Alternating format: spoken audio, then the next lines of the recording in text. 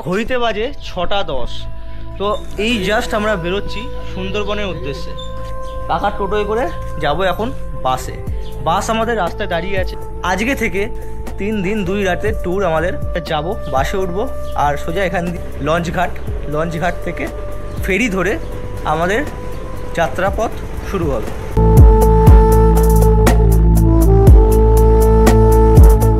এখন ঘড়িতে বাজে 1:02 আর এই জাস্ট আমরা নামলাম সোনামুখী ঘাটে। আর আমাদের লঞ্চের নাম হচ্ছে MV আসিফ। আর আজকে থেকে মজার বিষয় হচ্ছে যে আমাদের চেনা হবে এই MV আসিফ নামে।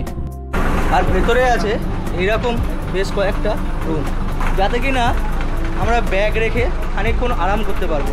আরাম করা হয়ে গেলে খানিকক্ষণ বাদেই একের পর এক মুখরোচক খাবারের আয়োজন করা হয়।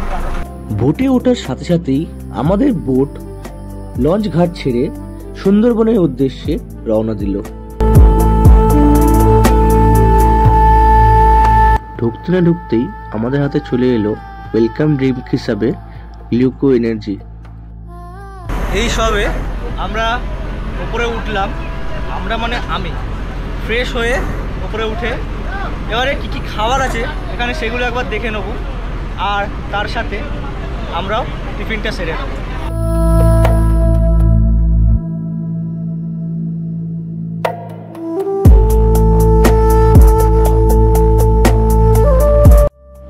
যেহেতু আমরা অনেক দেরিতে লঞ্চে উঠেছিলাম, ওই জন্য টিফিনের বদলে দেওয়া হলো লাঞ্চ, আর সাথে লাঞ্চে টিফিনের খাবারগুলোকেও একসাথে দিয়ে দিল।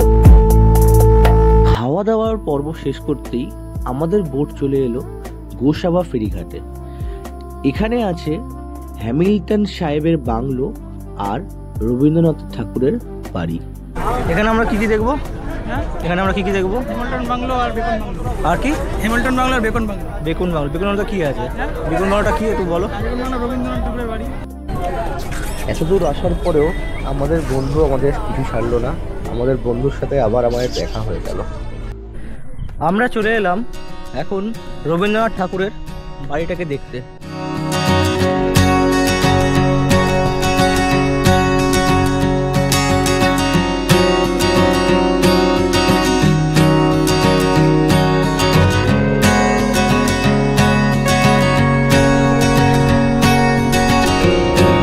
হ্যামিল্টন সাহেবের সঙ্গে যখন ব্যবসার চুক্তি নিয়ে এসেছিলেন দেখা করতে, তখন এই বাংলোটা তিনি তৈরি করে এখানেই ছিলেন।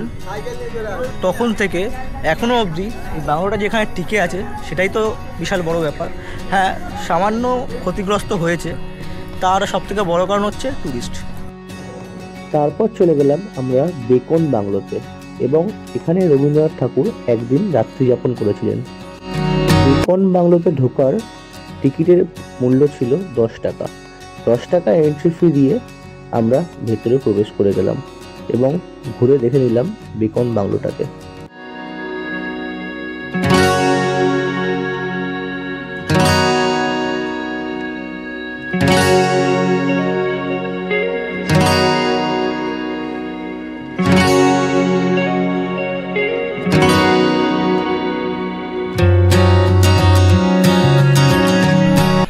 আমরা ছিলাম ওই দিকটা, এন্ট্রেন্স হচ্ছে ওই দিক থেকে আমি এই দিকটা চলে এলাম।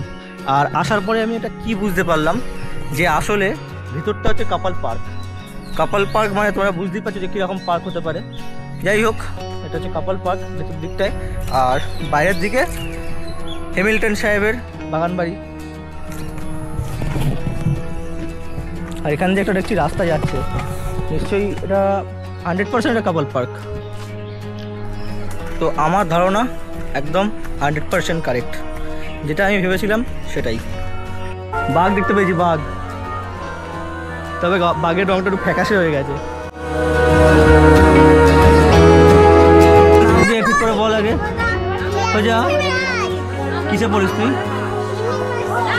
ইউনিভার্সিটিতে।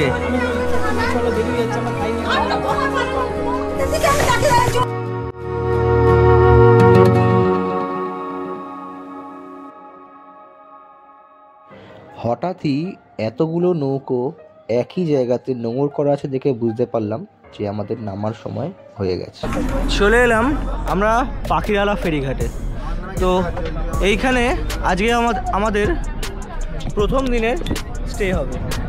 তো এখানে আমাদেরকে আগে ব্যাগটা গুছিয়ে নিয়ে হোটেলে চেক ইন করতে হবে। চেক ইন করে নিয়ে খাওয়া দাওয়া করে আজকের দিনটা এখানেই শেষ হয়ে যাবে। ওই যে বাঘ, কত বাঘ, হ্যাঁ সব রকম আছে, কচ্ছপ, বাঘ, বিড়াল, এই কুকুরও আছে কত সুন্দর। এই তো কত বড় বাঘ আছে, এর থেকে বড় আর কি লাগবে।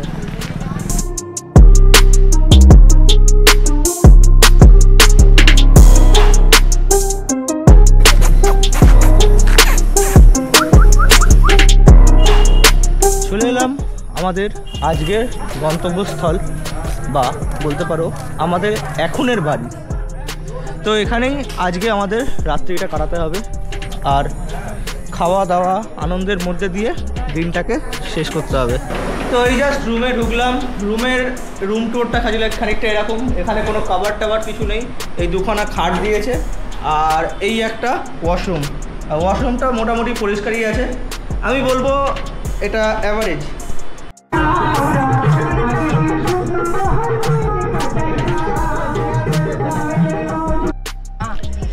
ঘড়িতে বাজে 9:05 আর এখন একটুখানি বেরিয়েছি বাইরে, হোটেলের বাইরে কেউ নেই, আমি একাই বেরিয়েছি। একটুখানি ঘুরবো, একটু চা খাবো, আর আবার হোটেলে গিয়ে খাওয়া দাওয়ার টাইমও হয়ে এসছে, খাওয়া দাওয়া করবো। রাতের খাওয়া তো চালু হয়ে গেছে। আজকে হচ্ছে মাটন পোলাও, সাথে স্যালাড, মানে মাটন পোলাও মানে কি মাটনের তরকারি আর পোলাও আর ঝোল দিবি ভাই। মাংস গড়িয়ে গড়িয়ে চলে যাচ্ছে। সকাল সকাল ঘুম থেকে উঠে দেখতে পেলাম প্রথমে এদেরকে, তারপরে বাকি কিছু। এরম ভাবে কে করে, হ্যাঁ এরম ভাবে কে করে, আবার উঠে পড়ছে।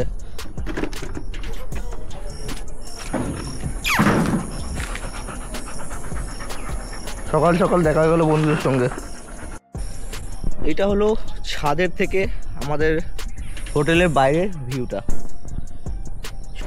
এই সবে শুরু হলো আমাদের দ্বিতীয় দিনের যাত্রা। আমরা হেঁটে হেঁটে যাচ্ছি নৌকোর দিকে। নৌকোয় উঠে আমরা যাব আজকে জঙ্গলের দিকে। চলে এসেছি জেটি ঘাটে।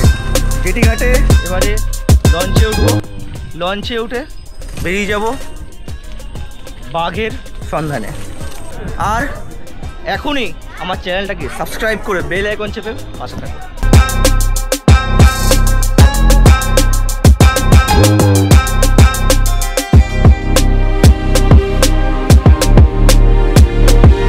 এখন প্রায় 8:20। বেরোনোর কথা ছিল 7টার সময়, কিন্তু 8:20-তে এখন বেরোচ্ছে।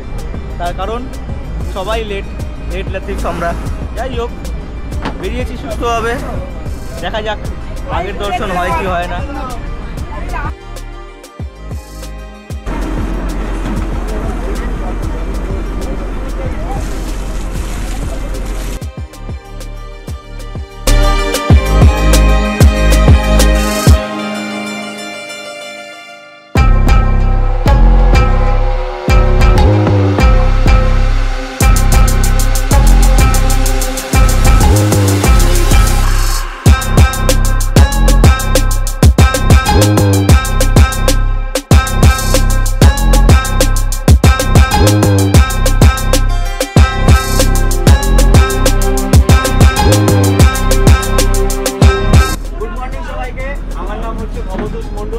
আমি আপনাদের সাথে আজকে সারাদিন আছি গাইড হিসাবে, আপনাদেরকে পুরো জঙ্গল ঘোরানো এবং বোঝানো।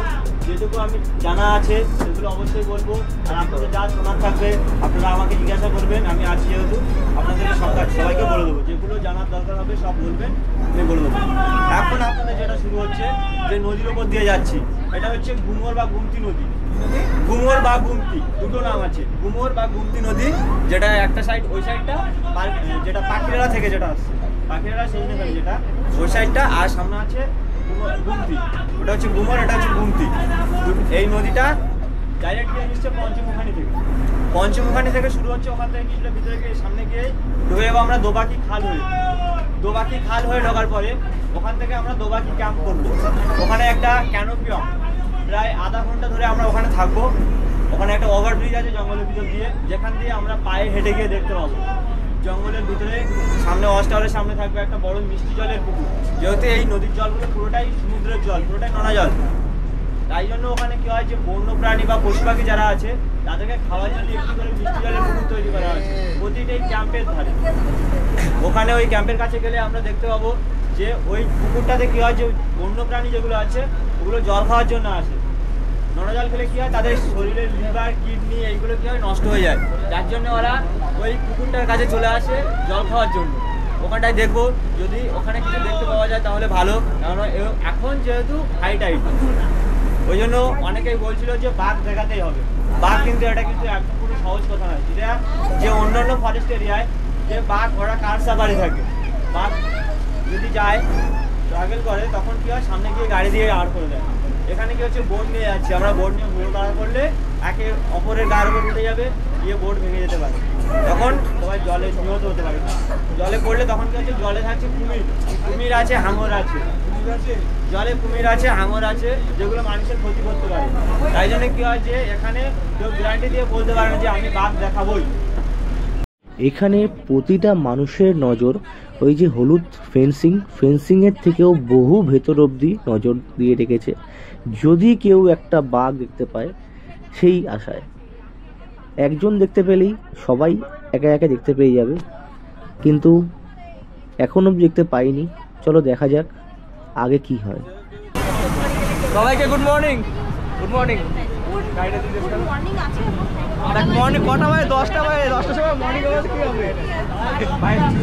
হ্যাঁ, কলকাতা। তোমাদের কোথায়? আসানসোল। আচ্ছা, হ্যাঁ এটা ট্রাভেলসের আমাদের পাড়ার থেকে এসছি একসঙ্গে। আমাদের লোকাল একজন আছে গাইড, ওই এদিক ওদিক ঘোরায়, এমন কোনো নাম নেই ওর। হ্যাঁ, প্রাইভেট বুকিং। এই দ্বীপটা যেন নাম কি? এই দ্বীপটা যেন নাম কি? হ্যাঁ, পিলখালি, মানে শুধু পিল খায়। এরকম সবুজ দৃশ্য দেখতে দেখতে আমাদের হাতে চলে এলো আলুর পকোড়া।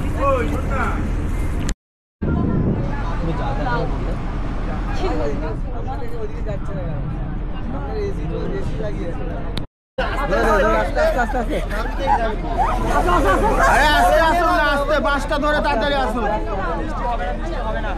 বৃষ্টি হবে না, চলে আসে। ঠিক আছে, আপনি উঠে সরে যান, তুমি চলে আসো না, আপনি বাস দেওয়া আছে, উঠে যান, বাসটা শক্ত করে ধরুন। আমরা এখন চলে এসেছি দেবাকি টাইগার রিজার্ভ ফরেস্টের ভেতরে। জাস্ট ঢুকেই এরকম কিছু পাইন গাছ এবং কিছু গরান গাছ দেখতে পাচ্ছি।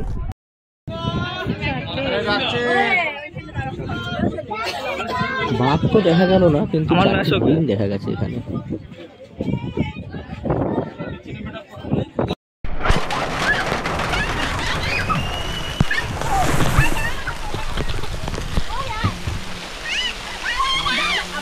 চালু হয়ে গেছে মুষলধারে বৃষ্টি, কিন্তু এই বৃষ্টিতেও আমাদের ঘোরা বন্ধ হবে না। আমরা বৃষ্টি পড়ুক, ঝড় হোক, কিছুতেই আটকাচ্ছি না। বৃষ্টির মধ্যেও আমাদের কাকতালিও থামেনি। অর্ধেক লোককেই কিন্তু আমাদের বোটের না, তাও কাকতালিও চলে যাচ্ছে। আমি রেনকোট এনেছিলাম বাড়ির থেকে, তাও আমি মাথার মধ্যে কচু পাতা নিয়ে দাঁড়িয়ে আছি। ছোটোবেলার সেই পুরোনো দিনের স্মৃতি, কিন্তু রেনকোট এনেছি সেটা আমার রুমে আছে। রুমে থাকার জন্য আমার কচু পাতা নিতে হয়েছে বাধ্য হয়ে।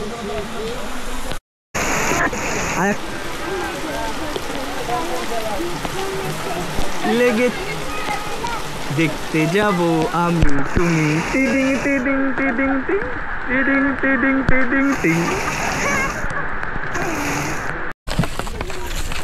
শেষমেশ কি জোগাড় হলো? প্লাস্টিক। মানে অ্যাডভেঞ্চার করা একেই বলে। অবস্থা দেখো কি রকমের একটা অবস্থা হলে যে এইভাবে আসতে হয়। না মজা লেগেছে, সত্যি মজা লেগেছে। সব থেকে বেশি থ্যাঙ্কফুল আমরা দীনবন্ধু কাকার জন্য। এই দীনবন্ধু কাকার জন্য আমাদের এত সুন্দর অ্যাডভেঞ্চার আমরা করতে পারলাম। না ব্যাপারটা দীনবন্ধুকে গা লাগা দিতে পারবো না, ভদ্র ভাষায় বললাম আর কি।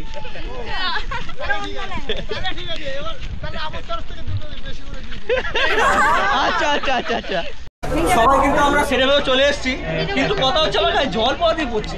কি তোরা উপরে ফাঁকা আর্ধেক নেই কি একদম। ভাই কি কি খাবার আছে আজকে? ভাত আছে, ডাল আছে, আর ডাল চিংড়ি আছে। ডালটা কি দিয়ে? মাছের মাথা দিয়ে আগে দিনের মতো? না না, মুড়িঘণ্ট। মুড়িঘণ্ট। আজকে মুসুরির ডাল। আচ্ছা আর ওর মধ্যে কি আছে? এটা কচু শাক। আচ্ছা। কচু শাক ইলিশ মাছের মাথা দিয়ে। আর ওইটা আলু ভাজা। আর কিছু আর কিছু লেবু আছে, ইলিশ মাছের পাতুরি আছে, এই সময় পাতুরি আর চিংড়ি মাছ। মাথা চিংড়ি আছে। চিংড়ি মাছ তোলো।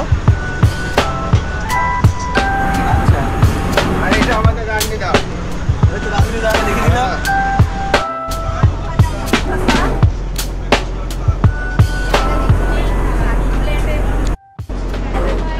খাবার কেমন হয়েছে?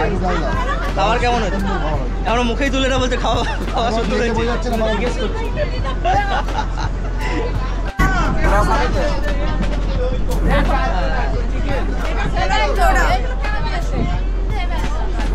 আরে তোমরা আমাকে একটা জিনিস দেখাওনি, পাথুরিটা দেখাওনি। না দেখাওনি, নিজে ঢুকতে হতো আমাকে তাহলে। দেখে দাও পাথুরিটা একবার। এর সঙ্গে আছে পাথুরি। ঠিক আছে বলছেন ওপেনিং আনবক্সিং দেখো ইয়া বড় একটা ফেস দিয়েছে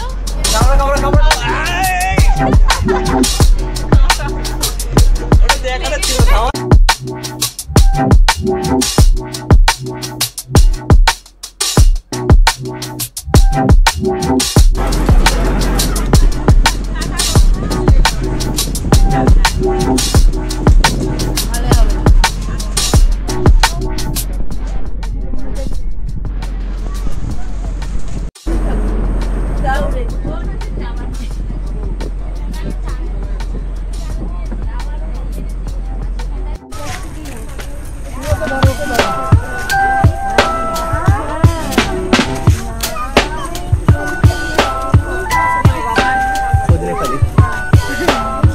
এখানে আছে একটা বনদেবীর মন্দির।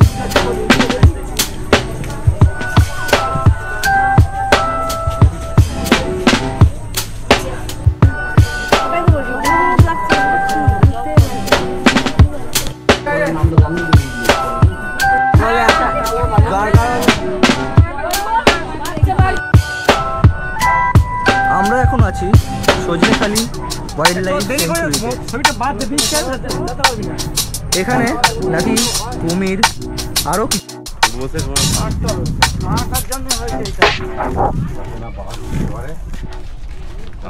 ঠান্ডা বাতাস একদম 100% আমি বলেছি বাঘ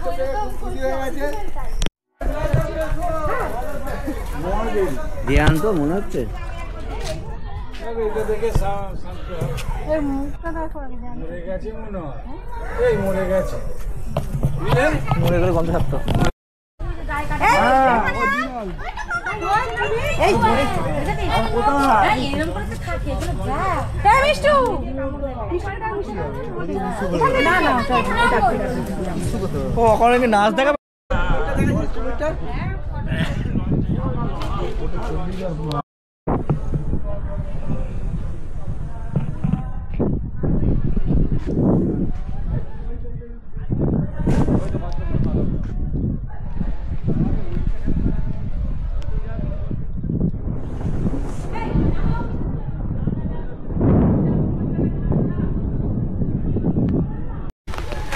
এই মুষলধারে বৃষ্টির সম্মুখীন হয়ে এরকম একটা অ্যাডভেঞ্চারের সম্মুখীন হলাম। ভাবলাম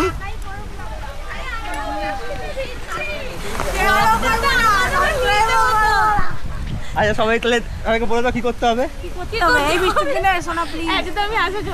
না না না না কি করতে হবে আমার চ্যানেলটাকে? Like share comment subscribe. তো আমার চ্যানেলটাকে সবাই এখনই লাইক শেয়ার অ্যান্ড সাবস্ক্রাইব অবশ্যই করে দাও। এতটা খাটছি এই জল বৃষ্টি সব কিছুর মধ্যেই, অবশ্যই লাইক শেয়ার সাবস্ক্রাইব করে দিও।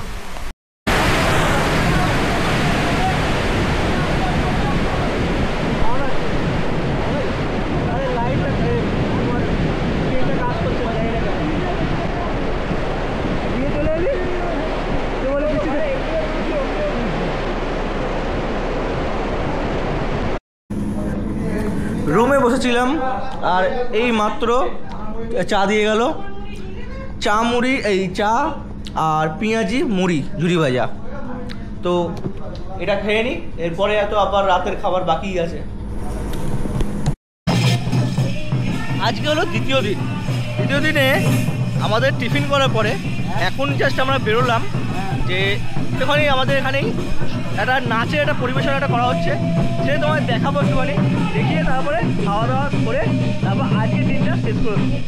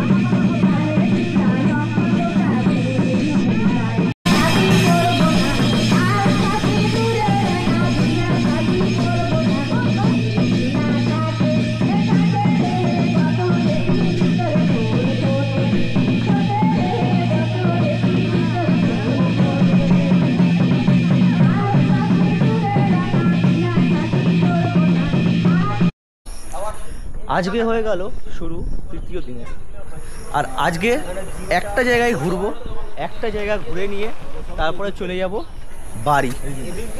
বাড়ি যাওয়ার জন্য।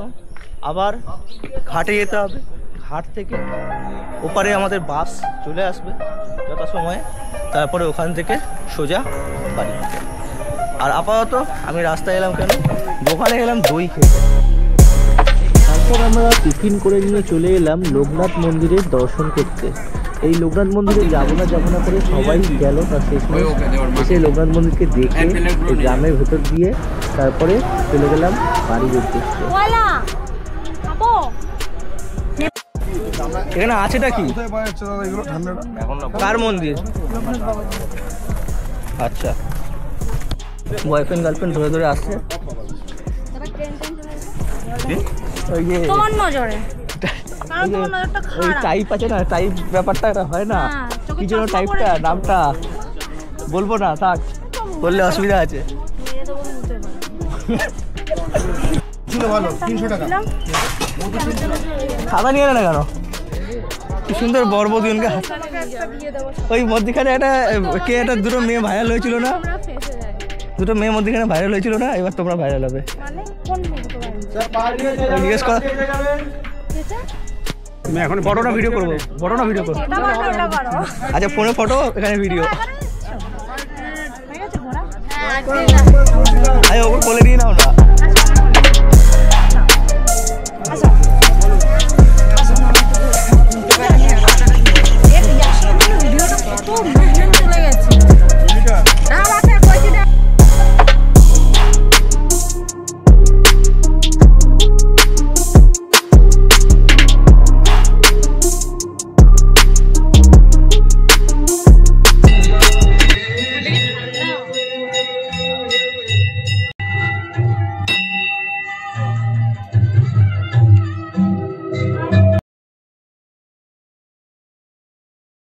গানটা ছিল না মনে করো দেবো মিষ্টি কামরাঙা পেয়ারা বিলেতি আমড়া মাখা গাছ পাকা আনারস। বোটে এসে বসতেই হাতে চলে এলো বাঁধাকপির পকোড়া। বাঁধাকপির পকোড়া সাথে ভিউটা এনজয় করতে চালু করে দিলাম।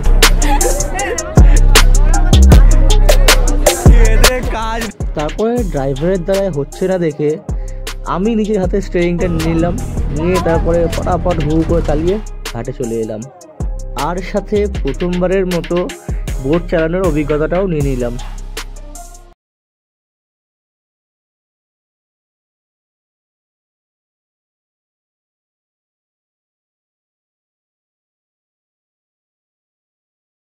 এই জায়গাটা দেখো,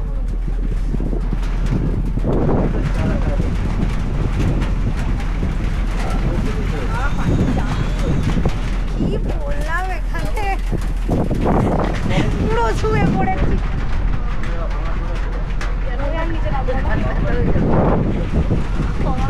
পড়ে গেছো? এখান থেকে সোজা নিচে চটি দেখছে না, দাঁড়িয়ে দাঁড়িয়ে নামছি আস্তে আস্তে, আওয়াজ করে গেছি তো নিচে ঢুকে গেছে। দুইটা পায়ে বাঁধ আর একটু সাইড করে।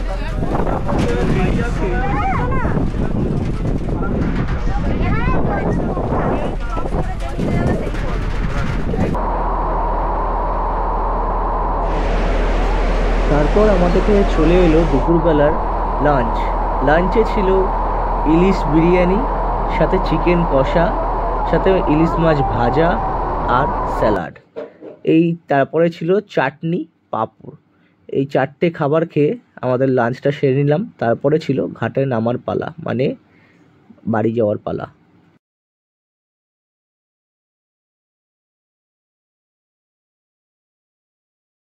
যেই জিনিসটা শুরু হয় সেই জিনিসটা আর শেষও থাকে। তাই আজকে আমরা বাড়ি যাব, সবারই মন একটুখানি উদাস, তারপরেও বাড়ি যেতেই হবে। এসে আমরা বাসে উঠে বসলাম সোজা শ্রীরামপুর যাওয়ার জন্য।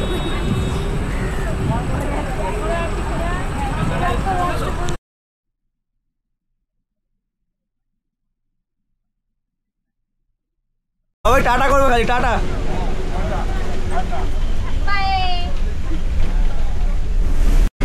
চলে এলাম বালি, চলে এলাম বালি ব্রিজের কাছে।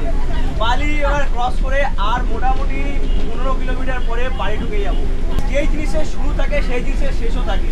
তো আমার ব্লগটাও আজকে এখানেই শেষ হলো। তোমাদের ভিডিওটা কেমন লাগলো অবশ্যই একটা কমেন্ট করে জানিও, আর একটা লাইক অবশ্যই করে দিও। তোমাদের একটা লাইক আমাদের বিশাল বড় মোটিভেশন। তো অবশ্যই আমার চ্যানেল নতুন হয়ে থাকলে সাবস্ক্রাইবটা করে দিও। তো চলো টাটা, বাই বাই, আবার দেখা হবে নেক্সট ভিডিওতে।